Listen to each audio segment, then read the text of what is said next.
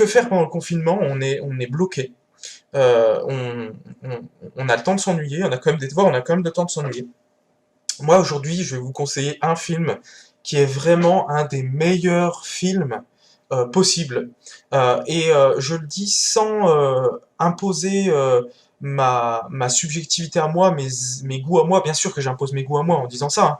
Mais en fait, ce qu'il faut savoir, c'est que c'est un film qui a très peu comment dire, dont les caractéristiques font qui peut être aimé par tout le monde. D'accord? Bon. Sauf que, vous allez me dire, premier problème, premier obstacle, sans vouloir avoir de préjugés sur vous, mais que euh, euh, je suppose que vous n'aimez pas les films en noir et blanc. D'accord? Parce que soit vous avez déjà essayé et que vous n'aimez pas, soit vous avez jamais essayé parce que ça vous tente pas. D'accord? Parce que il faut le dire que bah, c'est sûr, la couleur c'est plus attrayant. Et en plus, généralement, le son il est beaucoup moins bien en fait dans les films en noir et blanc. Et comme le son c'est ce qu'il y a de plus important, quand on regarde quelque chose, la qualité vidéo peut être mauvaise. Il faut que s'il n'y a pas euh, s'il y a pas un bon son, ça ne va pas. Donc on est réticent. On est réticent à cette histoire de film noir et blanc. D'accord? Alors là, pour le coup, ce film-là, ce film-là, franchement, je l'ai déjà montré à des personnes qui n'aimaient pas le cinéma en noir et blanc, du tout. À des élèves qui ont votre âge, puisque je l'ai montré à une classe cette année, des ST2S, euh, et même à des élèves qui n'avaient pas votre âge, mais il y a des années avant, etc., même à des gens, voilà, que des gens qui n'aimaient pas le cinéma en noir et blanc, et tous ont accroché. C'est-à-dire qu'une fois que vous avez fait l'épreuve des, allez, 15 premières minutes, puisqu'il faut quand même le temps il faut quand même le temps que vos yeux s'habituent et que vous compreniez l'histoire de quoi il en retourne. Franchement, parce que bon, le film, bon, il faut qu'il démarre, quoi. Mais franchement, une fois que c'est dedans, on est pris rien que par l'histoire. Pourquoi? Parce que, de quoi parle le film? Le film parle de 12 hommes qui sont en colère. Bon, ça c'est le titre, ok? Pourquoi ils sont en colère? Parce qu'ils sont enfermés dans une pièce, parce qu'ils sont ils font partie ils ont été désignés comme des jurés dans un tribunal, et donc ils doivent rendre leur jugement après toutes les étapes du tribunal qui se sont déroulées devant leurs yeux. D'accord? Je regardais juste un truc. Devant leurs yeux. Donc, c'est eux qui doivent rendre la sentence. Donc nous, on ne voit pas du tout ce qui s'est passé pendant le procès. On voit juste 2 secondes, au tout début, les premières images du film, on voit l'accusé, qui est un très jeune homme, d'accord, qui est accusé d'avoir tué son père. On ne sait rien de l'histoire, juste que il y a ces 12 hommes-là et qui doivent dire coupable ou non coupable. Et s'ils disent coupable, il est certain que ça signifiera la chaise électrique, c'est-à-dire la peine de mort. D'accord? Donc les enjeux ils sont là, on a 12 êtres humains qui doivent euh, trouver un accord unanime, c'est-à-dire que tout le monde doit être d'accord, ils doivent se mettre tous d'accord et après seulement ils ont le droit de sortir de la pièce pour rendre le jugement. Ils doivent tous se mettre d'accord sur coupable ou non coupable, et donc du coup, les questions de vie et de mort. D'accord? Donc ça va être intéressant pour après.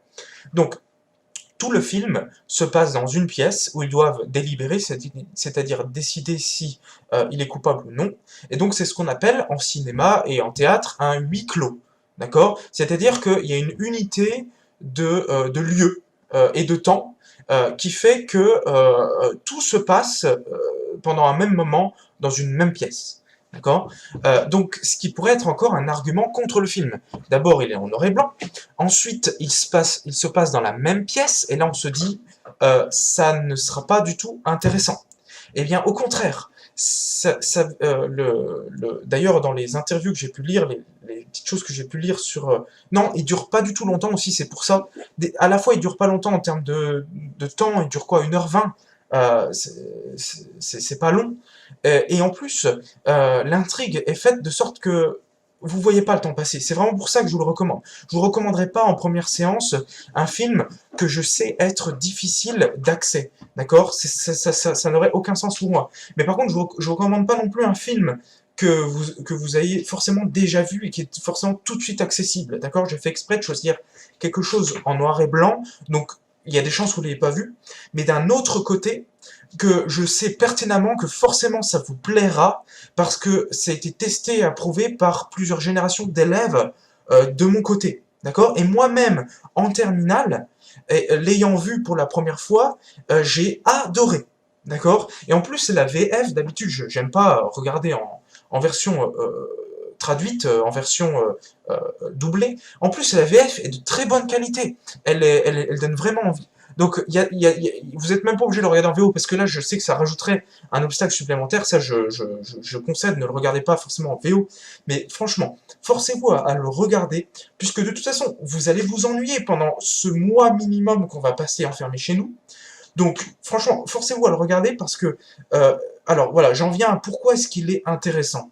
Eh bien, tout simplement, si, comme moi, n'importe quelle histoire un peu policière, un peu thriller, euh, vous donne envie de savoir la fin, eh bien là, vous allez pas être, vous allez, comment dire, comment c'est l'expression, vous allez pas rester sur votre fin, justement, vous allez être à fond dedans, parce que justement, il y a une structure en thriller, en fait, où on veut connaître, on veut savoir, on est dans la, c'est, le rythme est très haletant, quand bien même tout se passe dans une seule et même pièce, on est accroché à notre siège pour savoir ce qui va se passer dès l'instant que ça commence. Donc dès l'instant que les premières discussions ont commencé, on s'aperçoit que les êtres humains n'arrivent pas à se mettre d'accord. Donc le film, il est intéressant à plusieurs étages pour la philo et pour la vie en général. Pourquoi est-ce qu'il est intéressant à plusieurs étages pour la philo? Donc non seulement je vous conseille ce film-là pour votre culture personnelle et parce que c'est un des meilleurs films qui existent. Vous allez dans le top Internet Movie Database des 100 films, il est dedans. Il est vraiment reconnu comme étant dans les meilleurs films jamais faits. Donc non seulement c'est aussi pour dire bon bah voilà, j'ai vu un film qui est considéré comme étant vraiment bien, d'accord, mais aussi parce que pour la philo ce sera très, très utile, ça se replace très facilement dans plein de copies. Pourquoi? Eh bien parce que le film interroge d'abord le fait de rendre un jugement. Qu'est-ce que c'est que de juger quelque chose? Donc tout ce qui est dans la partie épistémologie qu'on avait vu nous au début de l'année, et au après selon les classes, en fait on s'était posé la question de savoir, ben voilà, comment est-ce qu'on peut dire quelque chose sur le réel qui soit vrai? Et on avait distingué plusieurs couches du réel, il y avait le réel de la nature et le réel humain. Et pour le réel humain, c'était très très très difficile, d'accord? Et ça supposait des interprétations, etc., etc. Et donc dans un jugement, eh bien oui, ça suppose interprétation. Et ça, on avait longuement parlé d'interprétation en philo, surtout avec les ES en fait. Mais ça vaut aussi pour les S, c'est-à-dire que comment on fait pour comprendre l'action d'autrui? D'accord? Quand on n'a que eh bien, des actes et pas tout ce qui est en puissance. D'accord? Quand on n'a pas accès à l'intention. Et il faut savoir que dans un tribunal, l'intention, ça joue énormément. D'accord? On juge pas des objets ni des robots, on juge également des intentions, et ça peut être circonstance aggravante, si par exemple vous aviez planifié un meurtre, ou si vous tuez sous le coup de l'émotion. D'accord? Donc pour l'interprétation, ça va être énormément important. Et donc là, on a plusieurs interprétations qui sont faites par les jurés, puisqu'ils vont se remémorer les témoignages des gens qui sont venus à la barre pendant le procès. Et donc ils vont essayer de trouver des indices pour savoir s'ils disaient vrai ou faux. Et, etc., etc. Alors je vais revenir sur l'idée de vrai ou faux, parce que c'est plus compliqué que ça. D'accord? Donc il y a la question du jugement, c'est-à-dire comment juger, alors la question plutôt de l'interprétation de l'action humaine, comment être sûr et certain que c'est bien la personne là qui a fait, qui a fait l'action, et ça va être vraiment important, s'il ment, s'il dit vérité, etc. C'est vraiment important parce que là l'enjeu, j'en ai tout le temps dans les dissertations avec l'enjeu, là l'enjeu c'est vie ou mort. D'accord? Pour le garçon. Et le jugement de l'individu, c'est le jugement a des conséquences éthiques, morales. C'est-à-dire, est-ce que je peux euh, participer à un juré comme ça de tribunal en me disant je dis qu'il est coupable pour aller plus vite, pour pouvoir aller voir mon match de baseball, ou pour pouvoir aller, parce que j'ai un rendez-vous, j'ai pas que ça à faire. Moi, j'ai pas demandé à être juré. Vous êtes tiré au sort, hein. Vous recevez une lettre, vous êtes obligé d'y aller. D'accord? Vous n'avez rien demandé, vous avez votre vie, vous avez envie de faire autre chose. Et bien là, les individus vont se dire, moi j'ai pas que ça à faire, c'est moi les coupables, de toute façon c'est de la racaille. Allez hop, à la chaise électrique. Est-ce que c'est mental, est-ce que c'est moral, pardon, de de pas prendre le temps de juger? Et à partir de quel moment est-ce que votre jugement, vous avez suffisamment pris le temps pour juger? Dans une affaire où peut-être on ne pourra jamais savoir qui a fait le crime. Jamais avoir la... Parce que vous vous dites, ok, il y a des gens qui l'ont vu. Mais si les gens ils se sont trompés, si les gens ils voyaient mal, il y a plein de façons pour quelqu'un de voir mal, de se tromper, d'avoir des préjugés. Vous avez la mort de quelqu'un sur la conscience. À quel degré de certitude vous pourriez dire coupable, voter coupable à un tribunal si vous savez que la personne va mourir? Personnellement, j'aurais tendance à dire que plus j'y réfléchis, plus j'ai l'impression que aucun degré de certitude sur le jugement d'un être, sur quelque chose d'humain, ne pourra jamais me faire parvenir au fait de mettre le bulletin coupable dans le jugement. Jamais. Bon. Après, il y a le risque que si vous jugez non coupable tout le monde, et si tout le monde fait comme vous à tous les tribunaux, eh bien, tous les criminels sont en liberté et continuent à tuer des gens. Et donc, vous avez ces morts-là sur la conscience. Donc on est face à un dilemme moral. Si je refuse de juger, donc je dis non, non coupable parce que non, faut surtout pas, etc., eh bien, il y a peut-être d'autres morts sur la conscience. Et là, ça pose problème. Alors, ça amène un autre problème. Dédicace à Lorena, d'accord, je ne connais pas de Lorena, mais bon. Voilà, donc, exactement, j'allais y venir à ça, c'est-à-dire le coup du terroriste. Si vous avez des images de caméra. Donc là, c'est objectif. Vous n'avez pas un témoin qui vous a rapporté, oui, lui, il a tué, etc. Et en fait, vous ne pouvez pas vraiment savoir. Si vous avez la caméra, donc normalement, là, il y a une certitude objective que finalement, je refusais tout à l'heure et qui finalement est là. D'accord? Une caméra de gens qui tuent des gens innocents, qui s'attaquent en plus, non pas que à ces gens-là, pour les terroristes, mais également un symbole, le symbole d'un pays tout entier, donc à un peuple, d'accord? Ils tuent des gens, mais ils s'attaquent également au peuple tout entier, donc vous pouvez même pas dire je m'en fous des gens qui sont tués, parce que c'est vous, votre mode de vie, vos symboles, votre histoire qui sont attaqués, pas que des gens dont vous fichez peut-être, d'accord? Et qui diront vous êtes les prochains sur la liste, d'accord? Donc, est-ce que pour ce cas-là, euh, vous pouvez dire non, je ne juge pas, je ne suis pas sûr, le jugement humain, on ne peut pas savoir les actions humaines, autrui m'est inaccessible, je l'ai plus en philo, etc. etc. Au bout d'un moment, on dirait, faut arrêter la philo, les preuves sont devant, maintenant on arrête les conneries. Là arrive un nouveau problème, celui de la justice, qui est pour ou contre la peine de mort. C'est-à-dire, est-ce le rôle des citoyens libres portant la souveraineté, ou est-ce le rôle de l'institution qui a été désignée comme telle, avec la légalité du droit qui lui donne ce pouvoir de mettre fin à la vie d'un être humain? D'accord? Est-ce que on peut trouver légitime cette idée que serait délégué, autorisé et justifié le droit de mettre à mort un être humain, euh, comment dire, vis-à-vis d'un jugement, selon des règles édictées à l'avance, d'accord? Parce qu'on peut pas punir, enfin bon, ce serait injuste de punir de peine de mort quelqu'un sans qu'il sache à l'avance que, bien oui, il était, comment dire, il était possible qu'il passe à la guillotine, d'accord? Euh, oui, c'est du One Piece. Donc, personnellement, euh, je pense que... euh, mais là, si vous voulez, c'est la bataille entre des principes moraux et des conséquences concrètes. C'est-à-dire que moi, je vais venir là avec mon drapeau et dire non, ce n'est pas à l'État ni aux citoyens de s'octroyer le pouvoir de mort sur une quelconque vie humaine, quand bien même ce serait un criminel avéré, objectif, 100% vrai, et non pas seulement un simple criminel, mais quelqu'un qui s'attaquerait au pays entier, à ses fondements, à son histoire, et aux plus innocents, etc., etc.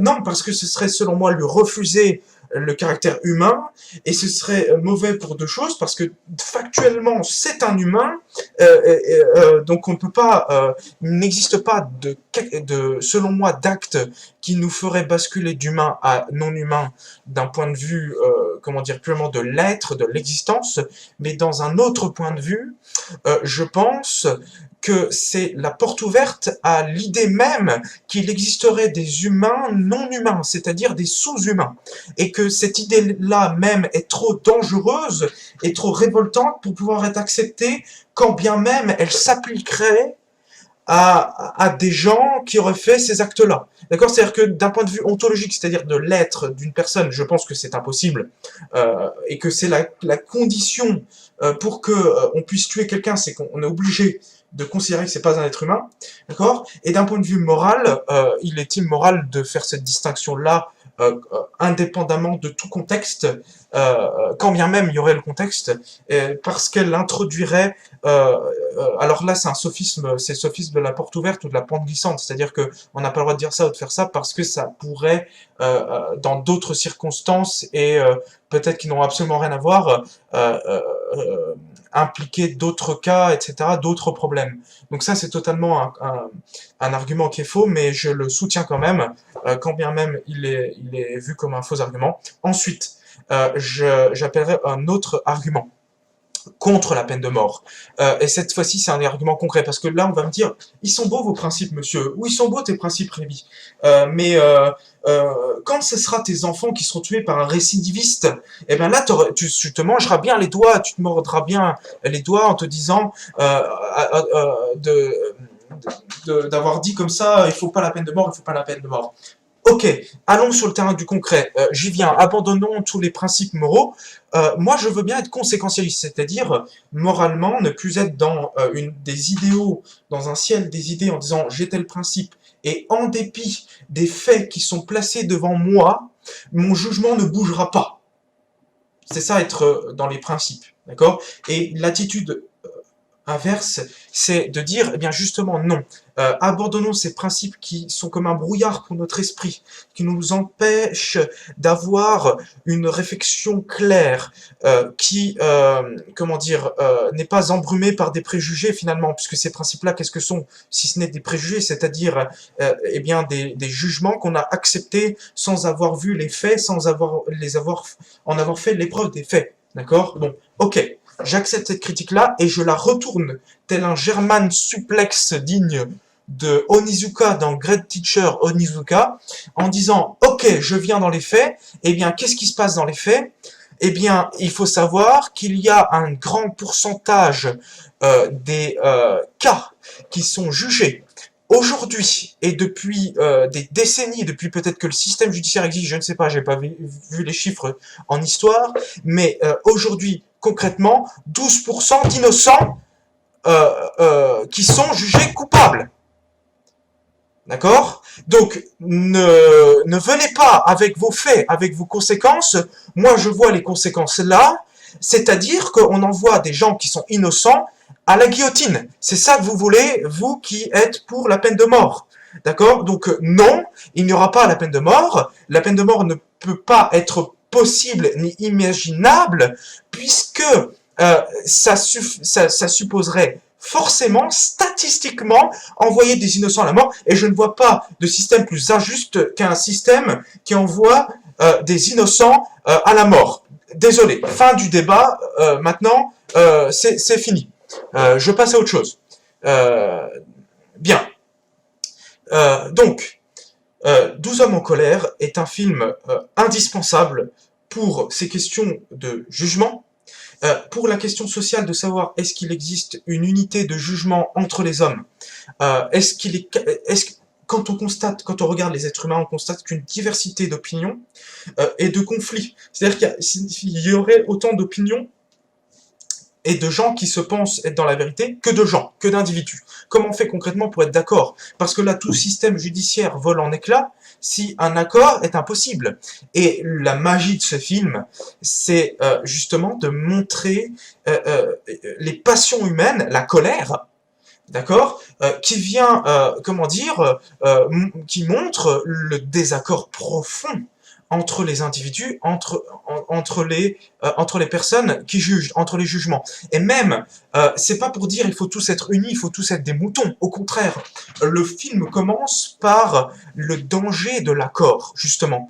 Le désaccord n'est pas mauvais en lui-même, c'est ça que le film montre. Justement, il faut du désaccord. C'est très important d'être dans le désaccord. Sans désaccord, on enverrait les innocents en prison, on enverrait les innocents à la mort. D'accord? Il faut passer par le désaccord pour réfléchir. Et là, j'en viendrai à une partie qui quitte la sphère du judiciaire pour aller du côté, du coup, du rôle de la croyance, de l'opinion et de l'individu face à lui-même. Justement, le désaccord, paradoxalement, le désaccord permet l'accord, et donc c'est trop compliqué puisqu'en fait le désaccord c'est ce qui suppose justement que il y a de l'irréconciliable chez l'être humain, et donc du coup, si on est en train de dire que pour avancer il faut du désaccord, on est en train de dire que eh bien l'accord futur entre les êtres humains suppose qu'ils soient des accords de base. Parce que s'ils sont d'accord dès le début, comme ça arrive presque, eh bien ils disent on s'en va chez nous, j'ai autre chose à faire, de toute façon il est coupable, on y va. Et il y a une espèce de pression sociale qui dit tu dois être d'accord. On la sent, cette pression sociale. Vraiment intéressant le film là-dessus sur les conditionnements sociaux, puisque après on découvre un peu chaque personnage et pourquoi il vote ce qu'il va voter. Il montre les conditionnements sociaux qui sont à l'œuvre dans cette œuvre justement à l'œuvre pardon, les conditions dans l'œuvre qui sont dans l'œuvre dans la société qui font qu'on a le jugement qu'on a, mais en même temps il montre qu'un individu n'est pas coincé dans son conditionnement, il n'est pas coincé dans son jugement, il n'est pas un mouton qui suivrait ce que sa classe sociale lui dit de juger, puisque il est possible peut-être dans le désaccord, dans la discussion, dans l'échange, dans le véritable dialogue, mais ça vous le verrez, peut-être possible de changer d'avis, de conscientiser comment dire, ces conditionnements, ces influences qu'on a sur nous. Ok? Bon. Voilà. Donc ça c'est pour le film. Alors et donc ce qui est très intéressant c'est que du coup il montre que sans désaccord on peut pas réfléchir. Il faut qu'il y ait quelqu'un. Alors donc il y a une figure un peu comme ça, un peu de philosophe qui vient et qui fait réfléchir les gens en les mettant dans le doute, puisque et j'en viens, ce sera le dernier point qui est important. Le film n'est pas tant sur est-ce qu'on peut trouver la vérité, mais est-ce que quand on affirme une certitude, on est capable de la pousser jusqu'au bout, pour pouvoir en faire une véritable certitude. D'accord? Et finalement, le film pose la question de savoir qu'est-ce que c'est qu'un doute raisonnable, un doute suffisant. Parce que dans la vie de tous les jours, le doute est vécu comme une faiblesse, comme un obstacle, comme quelque chose qui nous empêche d'avancer dans la vie, et que quelqu'un qui doute est mal vu, c'est quelqu'un d'anxieux, c'est quelqu'un qui est dans, comment dire, une réflexion qui est mauvaise. Alors, il y a des formes de doute qui sont mauvais, hein. Il y a des formes d'anxiété qui sont mauvaises, il y a l'irrésolution, on appelle ça, quelqu'un qui est incapable de faire un choix. On est totalement d'accord, on pourrait faire tout un cours là-dessus. Mais notre peur du doute va jusqu'à la volonté d'éradication totale de tout mouvement de doute, de tout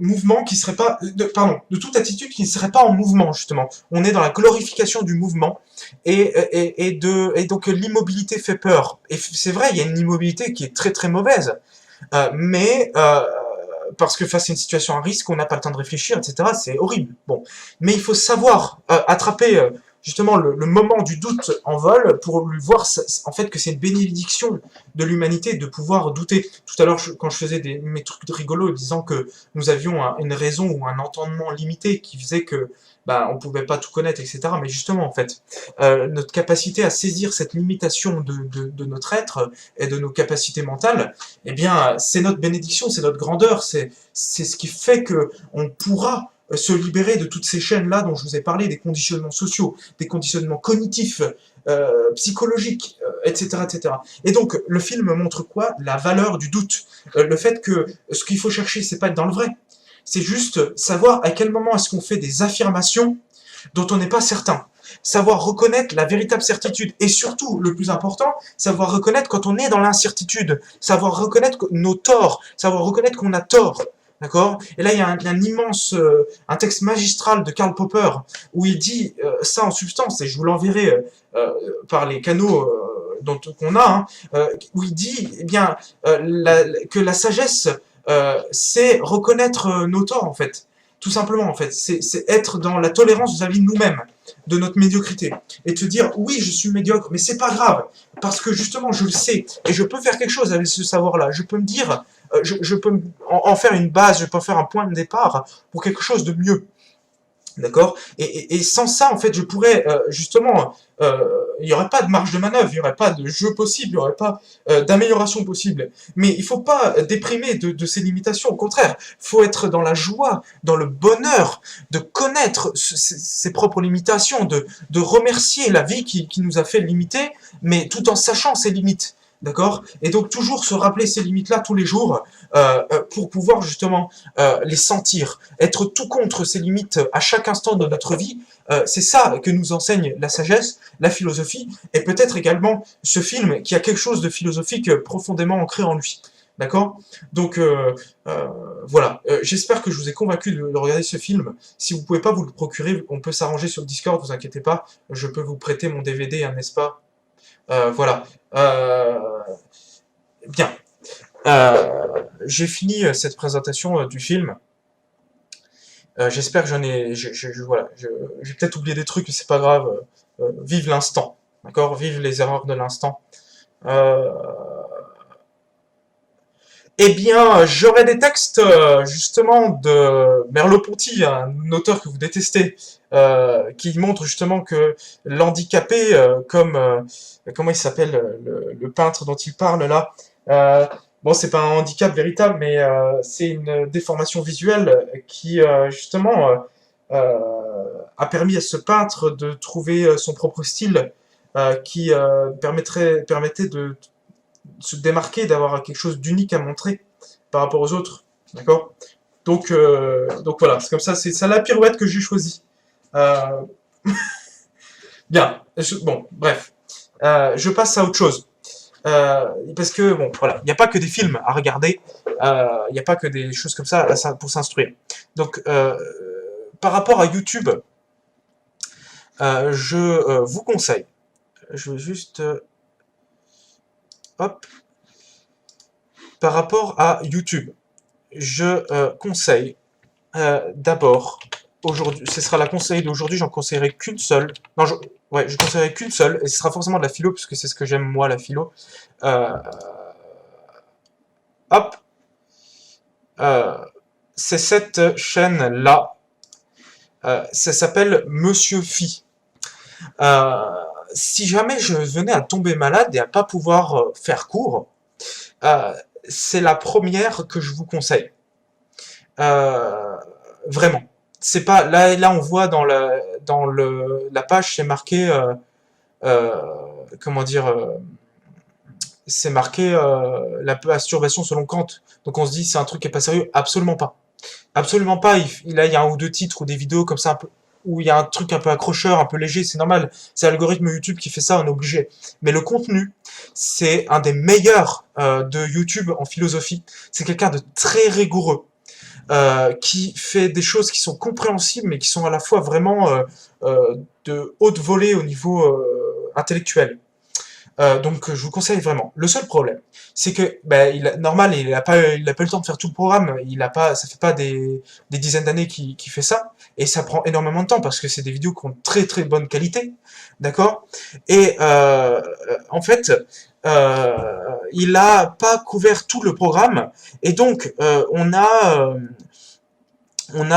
comment dire, pas mal de trucs sur l'épistémologie, donc nous on a déjà couvert.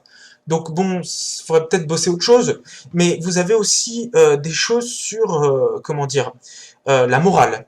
Et ça, la morale, j'en ai absolument pas parlé en fait en cours, pas encore, hein, rassurez-vous, ça va venir, mais si jamais si jamais je venais à être pas bien, vous pourrez du coup aller voir ces vidéos sur la morale. Il a une playlist, il a des trucs, hein, et c'est vraiment génial, d'accord. Donc allez voir ça quand vous aurez le temps. Bon, ça vous fera du bien si jamais vous voulez voir un peu de philo, ok. Bon, ça c'est pour la chaîne YouTube. Ensuite, je vais vous conseiller maintenant Euh, un podcast qui n'a absolument rien à voir avec tout ce qu'on vient de parler. Là, c'est vraiment le truc, c'est pas du tout truc intello. Euh, c'est une émission de radio. Attendez, je suis en train de la chercher parce que je me rappelle plus du titre. Oui, voilà. C'est une émission de radio euh, qui, en fait, elle est assez vieille. Enfin, je suis en train de voir, mais ils ont arrêté en 2019. Ils ont arrêté cet été. Ça ne se fait plus. Euh, oui, Dirty Biology, hein, mais je voulais en montrer qu'une seule en fait, c'est pour ça. Mais Dirty Biology, c'est génial. Donc, vous avez une émission de radio qui s'appelait Lumière dans la nuit par Edouard Baer. Et donc, c'est des émissions assez longues où il se passe pas grand chose en fait. Donc, ce sera pas du tout du goût de tout le monde. Personnellement, j'ai tout dévoré en jouant à des jeux qui demandaient pas beaucoup de neurones, comme son en fait d'arrière-fond. Et j'ai passé un moment génial. Justement, j'ai tout écouté cet été, euh, ou l'été d'avant, je sais plus. Bon, bref. Pourquoi c'est génial? Parce qu'en fait, c'est une émission qui part du principe, donc ça se faisait tous les dimanches soirs, et ça partait du principe que le dimanche soir, on a le blues. On se sent pas trop bien parce qu'il faut reprendre le boulot le lendemain, parce que le week-end est fini. Voilà, donc c'est la déprime. Et donc il partait du point de vue que c'est la déprime et qu'il disait, bah, on va passer un dimanche soir tous ensemble. Et donc il meublait beaucoup en faisant de l'impro. C'est ça que j'adore chez Edouard Baird, c'est quand il parle en impro comme ça. Et donc il raconte un peu des conneries, il appelle des gens, il va beaucoup appeler Alexandre Astier, que j'adore énormément. Et les deux, je trouve qu'ils fonctionnent vraiment bien ensemble, surtout en impro. Donc bon, Alexandre Astier préparait les trucs aussi un peu à l'avance, des sketchs, tout ça. Et c'était un truc qui revenait souvent, c'est trop drôle. Et donc il improvise comme ça des trucs, ça part en live, il appelle des gens au pif, il y a des enfants qui l'appellent. Enfin, c'est un joyeux bordel en fait, si vous voulez. Il n'y a pas trop de film directeur, le but c'est passer du temps, donc c'est très très lent, ça flâne si vous voulez. Mais euh, mais c'est bien, ça vaut le coup. Alors bon, il y a des émissions qui sont un peu nulles, du coup, c'est l'aléatoire, vu que c'est beaucoup improvisé. Bon bah il y a des soirs, bon, c'est pas génial. Puis il y a des soirs, c'est magnifique, c'est trop drôle.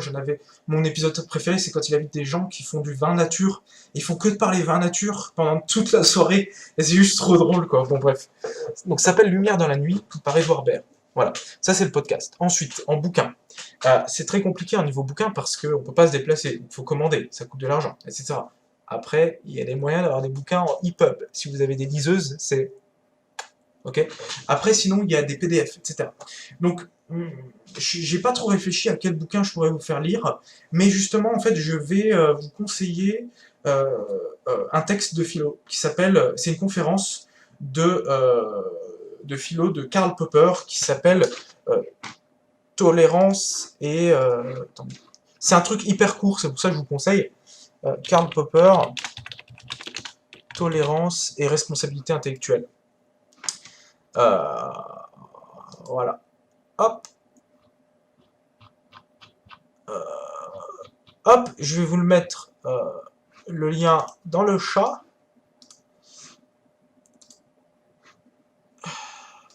Oui, c'est vrai que je fais beaucoup de liens avec la philo parce que des formations professionnelles, comme on disait. Je vais aller sur mon Twitch, Twitch.